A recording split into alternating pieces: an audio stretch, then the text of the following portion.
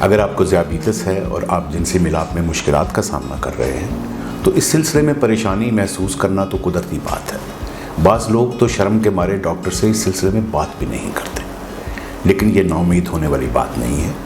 یہ مسئلہ جتنا مرضی شدید ہو، جتنا مرضی بڑا ہوا ہو، ہر سطح پر اس میں علاج کی کوئی نہ کوئی گنجائش موجود رہتی ہے۔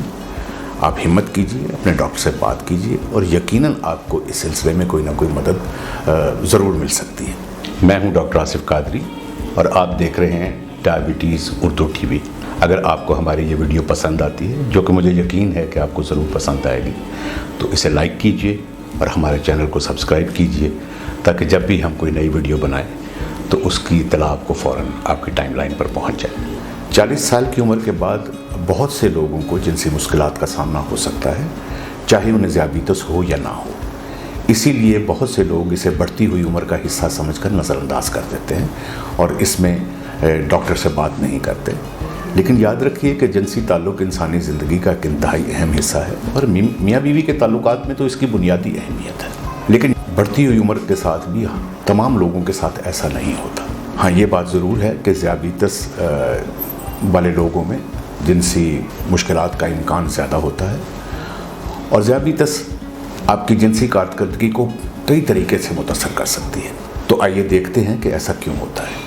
جب آپ کی ذیابیطس کا کنٹرول اچھا نہیں ہوتا تو جسم میں کئی طرح کی خرابیاں چل رہی ہوتی ہیں، دردیں ہوتی ہیں، بے انتہا کمزوری محسوس ہوتی ہے اور ایک خاص طرح کی ڈپریشن کی کیفیت طاری رہتی ہے۔ ایسی صورت میں اول تو ملاپ کی خواہش ہی کم ہو جاتی ہے، لیکن اگر خواہش ہو بھی یا اپنے ساتھی کی خواہش کے احترام میں ایسی کوشش کی جائے تو نامقامی کا امکان یا مشکلات کا امکان بڑھ جاتا ہے۔ پھر جب کوشش کرنے کے باوجود کامیابی نہیں ہوتی تو اس کا اثر مرد کے جذباتی کیفیت پہ بہت برا پڑتا ہے اور اس کی ڈپریشن مزید بڑھ جاتی ہے۔ تو یہ ایک شیطانی چکر شروع ہو جاتا ہے کہ ذیابیطس آپ کی جنسی کارکردگی کو کم کرتی ہے اور جنسی کارکردگی جب کم ہوتی ہے تو ڈپریشن بڑھتی ہے اور ڈپریشن بڑھتی ہے تو وہ کارکردگی مزید متاثر ہوتی ہے اور یہ دونوں چیزیں ایک دوسرے کو بڑھاتی چلی جاتی ہیں۔ جب تک آپ اس شیطانی چکر کو توڑیں گے نہیں، اپنے ذیابیطس کو بہتر کنٹرول میں نہیں لائیں گے، اس وقت تک یہ معاملہ بگڑتا چلا جائے گا۔ اس کے علاوہ ذیابیطس افراد میں اکثر لوگوں کا وزن چونکہ زیادہ ہوتا ہے تو یاد رکھنا چاہیے کہ موٹاپا بھی جنسی کارکردگی کو متاثر کرتا ہے۔ دراصل جنسی عمل کے لیے جو سختی آتی ہے اس کی ابتدا میں خون کی نالیوں میں سے ایک کیمیکل نائٹرک آکسائڈ کا نکلتا ہے، جس سے یہ سارا سلسلہ شروع ہوتا ہے اور اس کی انتہائی بنیادی اہمیت ہے۔ لیکن موٹے افراد میں اس نائٹرک آکسائڈ کی پیداوار کم ہو جاتی ہے، سو پورے کا پورا جو نظام ہے جس کی بنیاد پہ اس معاملے نے آگے بڑھنا ہے، اسی میں کچھ خرابی آ جاتی ہے۔ سو اگر آپ اپنا وزن کم کرتے ہیں تو اس سے بھی آپ کی جنسی کارکردگی میں بہت بہتری آ سکتی ہے۔ اور یاد رکھیے کہ وزن کم کرنے کے لیے آپ کو ورزش اور خوراک میں پرہیز دونوں چیزیں کرنا پڑیں گی۔ اس کے علاوہ ورزش کا وزن کم کرنے کے علاوہ بھی کچھ فائدہ ہے کہ جب آپ خاص طور پہ ٹانگوں کی ورزش کرتے ہیں، یعنی پیدل چلنا، دوڑنا، تو اس سے جسم کے نچلے حصے، ٹانگوں اور ٹانگوں کے درمیان کے جو اعضاء ہیں ان میں خون کی گردش تیز ہوتی ہے اور خون کا بہاؤ بہتر ہوتا ہے اور جو سختی ہے وہ تو چونکہ آتی ہی خون کی گردش سے ہے تو ورزش سے بھی اس میں بہت زیادہ بہتری آ سکتی ہے۔ سو یہ 3 چیزیں ایسی ہیں جو بغیر کسی دوا کے آپ کے جنسی عمل میں بہت ساری آسانیاں پیدا کر سکتی ہیں۔ اول ذیابیطس کا اچھا کنٹرول، دوسرے وزن میں کمی اور تیسرے باقاعدگی سے ورزش۔ بلکہ یوں کہنا چاہیے کہ جب مرد ہمارے پاس جنسی مشکلات کی شکایت لے کر آتا ہے تو ہم سب سے پہلے ان 3 چیزوں پر توجہ دیتے ہیں۔ جب تک یہ 3 چیزیں آپ نہیں کریں گی دوائیاں شاید اثر ہی نہ کریں، اس لیے ہم دوائیاں اس وقت تک شروع بھی نہیں کرتے جب تک آپ کی شوگر کا کنٹرول بہتر نہیں ہو جاتا۔ ویسے تو ملاپ کے لیے شرمگاہ میں سختی پیدا ہونے کا عمل کافی پیچیدہ ہے اور اس میں بہت سے عوامل کار فرما ہوتے ہیں، لیکن سب سے زیادہ بنیادی اہمیت خون کی گردش کی ہے اور ذیابیطس کا کنٹرول اگر بہت لمبے عرصے تک اچھا نہیں رہتا تو اس سے پورے جسم میں خون کی نالیاں تنگ ہونی شروع ہو جاتی ہیں، جس سے ہارٹ اٹیک کا خطرہ بڑھ جاتا ہے، فالج کا خطرہ بڑھ جاتا ہے، لوگوں کے پیر کٹنے کا خطرہ بڑھ جاتا ہے۔ اسی طریقے سے جب آپ کی شرمگاہ کی خون کی نالیاں تنگ ہوتی ہیں تو اس سے مردانہ کمزوری کا خطرہ بھی بڑھ جاتا ہے۔ बल्कि बहुत सी तहकीकात ने यह साबित किया है कि अगर ज़ियाबीतस वाले किसी शख्स को जिनसी मुश्किलात का सामना है तो हम ये फ़र्ज़ कर सकते हैं कि इसके साथ साथ उसे दिल की तकलीफ़ भी ज़रूर होगी, क्योंकि खून की नालियाँ एक जगह पे तंग तो नहीं होंगी। अगर वो एक जगह पे तंग हो रही हैं तो जाहिर है कि दूसरी जगह पे भी उसके असरात होंगे। ये बात तो हुई खून की गर्दिश की, लेकिन जब मुसलसल खून की शुगर ज़्यादा रहती है तो इसका एक असर ये पड़ता है कि जो शर्मगाह के पट्टे हैं, जो जिनकी वजह से सख्ती आती है और कम होती है, उनके अंदर इतनी सख्ती पैदा हो जाती है, लचक इस तरह कम हो जाती है कि वो खून की गर्दिश ठीक हो भी तो वो शायद पूरी तरह से अमल ना करें। और सबसे आखिरी बात ये कि ज़ियाबीतस वाले अफराद को बहुत सी दवाइयाँ मिल रही होती हैं। कुछ ब्लड प्रेशर की दवाइयाँ हैं, कुछ शुगर की दवाइयाँ हैं, कुछ किसी और चीज़ के लिए भी हो सकती हैं। तो बहुत सी दवाएँ भी ऐसी हैं जो आपकी जिनसी कारकर्दगी को मुतासर कर सकती हैं। इसमें ब्लड प्रेशर की दवाइयाँ हैं, तमाम नहीं लेकिन कुछ दवाइयाँ शामिल हैं। दमे की दवाइयाँ हैं, इसमें नफ्सियाती मसाइल की दवाइयाँ हैं, पेशाब आवर दवाइयाँ हैं।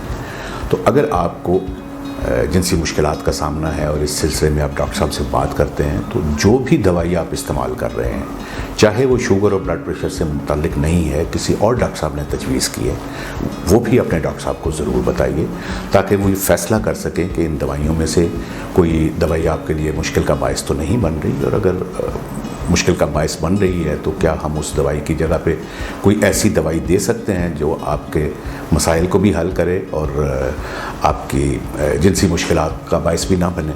अभी तक तो हम बात कर रहे थे उन वजूहात के बारे में जो ज़ियाबीतस अफराद में जिनसी मुश्किलात का बायस बनती हैं।